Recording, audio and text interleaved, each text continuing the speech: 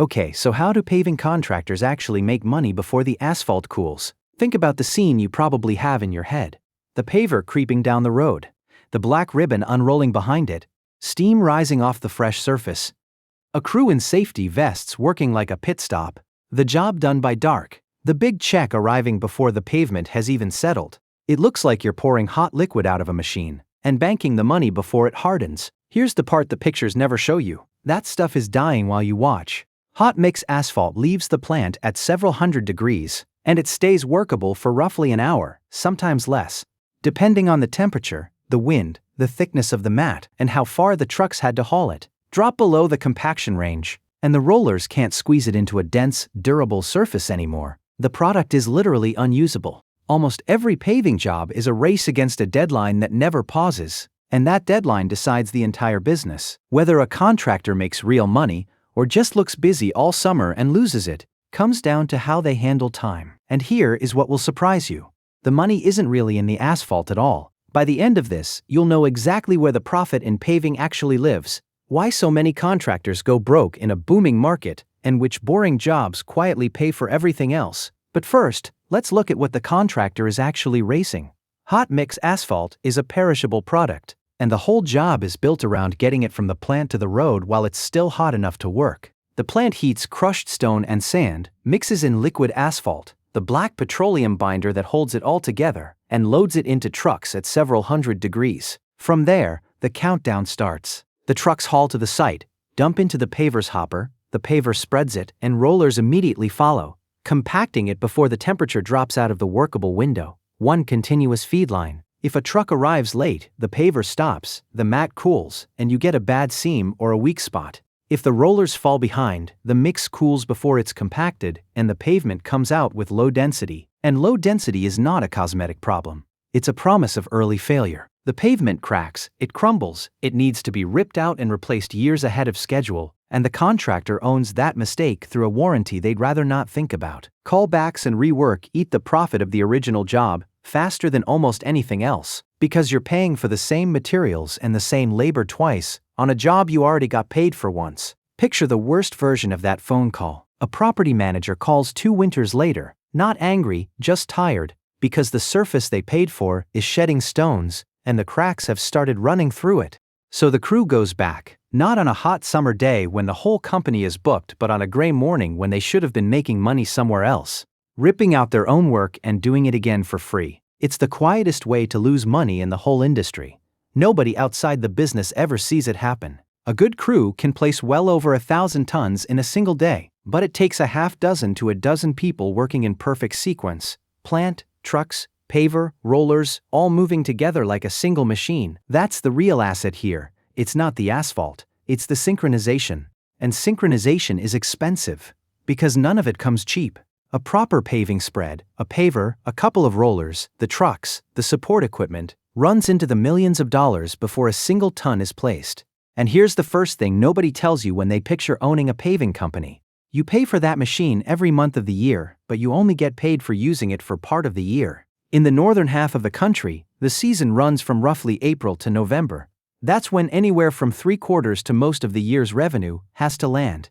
Paving stops when the ground freezes, and it stops in the rain. The paver sits in the shop all winter, still depreciating, still needing insurance, still costing money. A machine is only money when it's moving, and every breakdown, every rain day, every cold morning is a day of a very short season, burned. There's a way the industry thinks about this that makes the whole thing visible. A paver that runs at high utilization can pay for itself in about a year and change. The same machine, used sparingly, stretches that to nearly 3 years while bleeding depreciation the whole time. Think about what that means in dollars. A serious paver is not a cheap toy, and the difference between a 1.5 year payback and 3 years payback is the difference between a machine that makes you money and a machine that quietly takes it back. In the second version, the machine is still in the shop every winter, still on the payment schedule, but it isn't out there earning. That gap isn't an accounting detail, it's the difference between a company that can afford a second crew and a company that can't afford to fix the first one. Idle iron doesn't just sit there, it drains the person who owns it,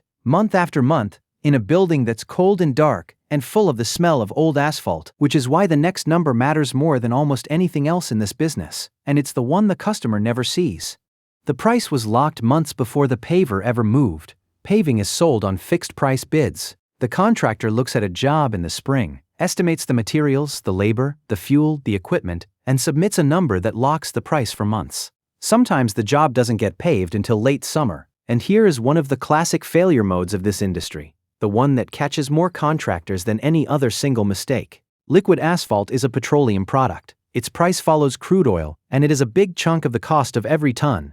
Energy alone can account for a quarter or more of the asphalt cost basis. So a contractor can sit down in March, price a job based on the index at that moment, win the bid, and then watch the material price climb through the summer. When August arrives, they have a contract they must honor, and every dollar the material went up comes straight out of their pocket. Bid low in the spring, pave high in the summer, and eat the difference. You can win the biggest job of your career and lose money on every ton. Some owners allow escalator clauses that pass price increases through. Many don't, and when they don't, you are betting months of your cash flow on a commodity price you cannot control. That is not a calculation error, it is the structure of the business. Now, here's the thing that makes this bet even more brutal, and it's the part nobody outside the industry ever sees. Walk into a paving contractor's office in the spring, and you'll find an estimating room full of people pricing jobs that will never happen. The numbers are simple and unforgiving. A commercial contractor wins only a fraction of the jobs they price. A public bidder wins an even smaller share, because public lettings draw the most bidders and the lowest number wins. So the estimating team spends most of the year building detailed proposals, running material prices, checking the competition, and then losing. Week after week, the cost of all that lost estimating work doesn't disappear. It gets built into the price of every job the company actually wins, which means every successful bid carries the hidden weight of a dozen failures behind it. And if you're wondering why public work runs on such thin margins, that's a big part of the answer. You're not just competing on price, you're competing to see who can guess the future best. And the future is a moving target made of oil, weather, and the other guy's desperation. And even if you nail the bid, you still have to beat the other boss, weather. You cannot pave in the rain and you cannot pave on frozen ground. A wet spring doesn't just delay a job, it burns the calendar, and the calendar is the whole game. A rainy June means crews idle, machines idle, and the season shrinks. The work that should have happened in June gets pushed into an already crowded fall, or lost entirely. There is no overtime that can fix a season that didn't happen. No amount of hustle brings back the weeks the sky took. This is why the difference between a good year and a bad year in paving is so often not the crew, not the equipment, not even the bidding. It's the weather. And the weather answers to nobody. Some years, the work just falls out of the sky and you can't do it.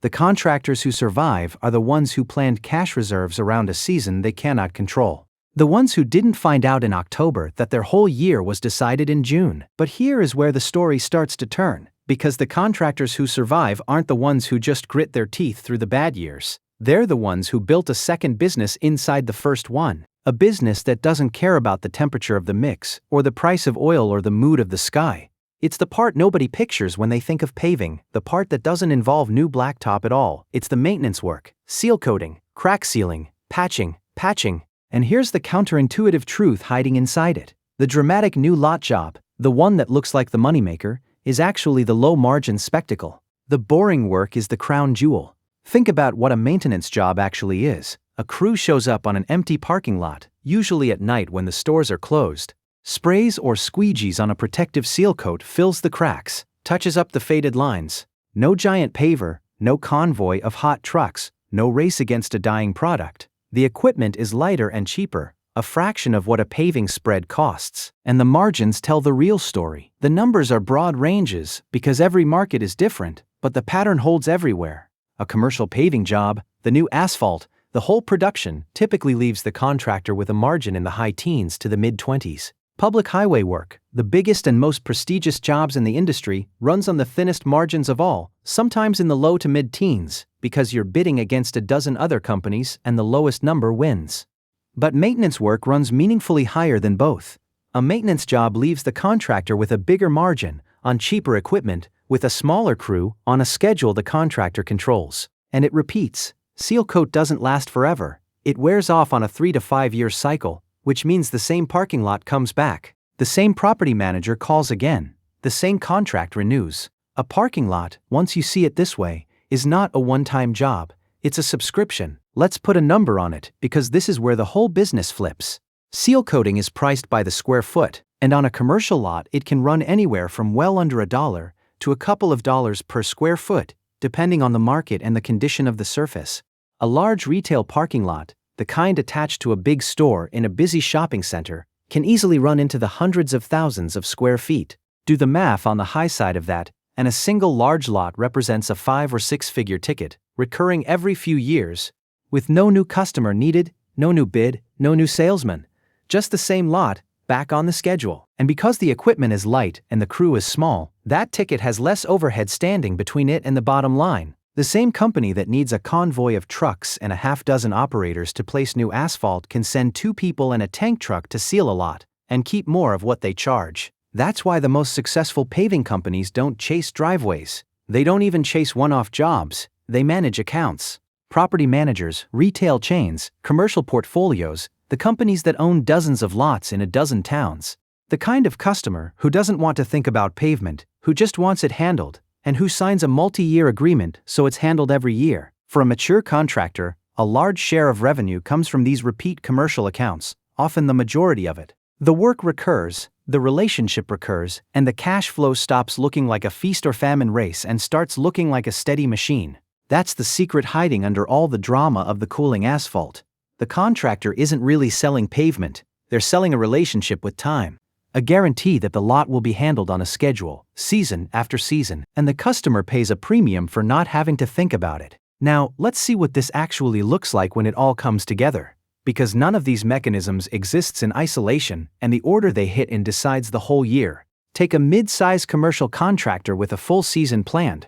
In March, they sit in a plain office with a stack of bid documents, pricing the year's work against the material index at that moment. Say they price a big parking lot at $100,000, built on a material cost that seems reasonable in March. They win the job. They win a few more. They lose a lot more. Standard. Now run that same company through 2 different versions of the next 6 months. In the first version, the bids are locked at a reasonable price, and the index holds steady through the summer. The weather cooperates, the work goes out on schedule, and the maintenance book keeps cash arriving through the fall. The paver pays for itself on time. The crews get their full season, strong year. In the second version, nothing about the company changes. Same machines, same people, same skill. But the material price climbs after the bids are locked, and every job they won is now priced below what it cost to place. That $100,000 lot, the one that looked so good in March, is now a job that loses money on every ton they lay. A wet June burns a month of the calendar, and the work that should have gone out in June is gone for good. A big commercial payer drags their payments out past 90 days, and the company is financing a summer of work they're losing money on. The maintenance book is still there, still steady, still covering the rent on the shop and the payments on the machines. But the new asphalt, the work that was supposed to be the profit, is the part that's bleeding. Same company, same crews, same effort, 1 year healthy, 1 year in serious trouble. The difference wasn't how hard they worked, it was the timing. The bid timing, the weather timing, the payment timing, all 3 stacked against them at once. That is the structural truth of this business. A paving company can look completely busy and still be losing money, because activity and success are not the same thing, and the surface never shows you which one you're watching. And there's one more layer of that same truth that almost nobody sees coming until it's too late. The busy season is exactly when the cash disappears. Think about what a successful summer actually looks like from inside the company. The crews are out every day, the equipment is running, the invoices are going out, and the bank account is getting thinner, because every job is being paid for out of pocket before the customer pays back. Materials up front, fuel up front, payroll every week. The bigger the jobs, the more cash is tied up in work that's already done but not yet paid for.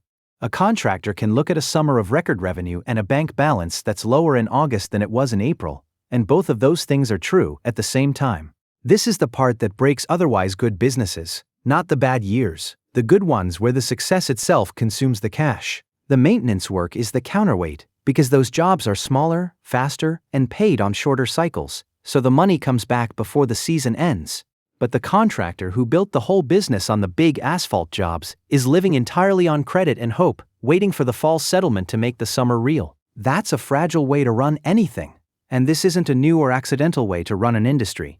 The paving business was forged into this shape at national scale. In the middle of the 20th century, the federal government launched the largest public works project in American history, the Interstate Highway System, and it was paving that built it. That one program scaled the modern industry, the equipment fleets, the seasonal crews, the low-bid competition, the material price risk, all of it. The rules of the race were set back then, and they're still running today, which is why the recent flood of federal infrastructure money is such a useful lesson. Hundreds of billions of dollars have been authorized for roads and bridges in recent years. It sounds like a golden age for paving contractors.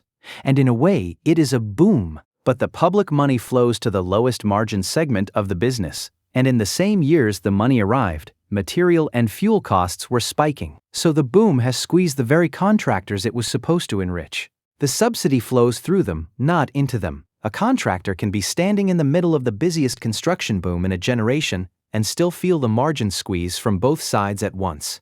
That's the paradox of this industry. The busier it gets, the easier it is to go broke. So, does paving actually work as a business? The honest answer is yes, it can, but the race is winnable only under specific conditions, and now you know what they are. The winners keep the machines moving at high utilization through the whole season, and they treat the locked bid like the gamble it is, hedging the material price instead of hoping it behaves. They build the maintenance book until it's carrying the shop through the bad years, and they hold enough cash to outlast the slow payers and the wet springs that the business inevitably delivers. The losers are the ones who win the big dramatic jobs, spend the whole summer looking busy, and let the timing eat them from three directions at once. Because here's the thing to remember. When you picture paving, you picture the black ribbon unrolling in the sun, the steam rising off the fresh surface, the crew working fast while the product is still alive, and that picture is accurate. That race is real, and it happens every time a lot gets paved. But the contractor who built the business on that one race is running the hardest version of the game, for the thinnest reward. The contractor who built it on the quiet 3-year cycle of the same lots coming back, handled on schedule, paid on schedule, season after season, is running a different game entirely. The pavement was never really the product. It was the proof that the system works.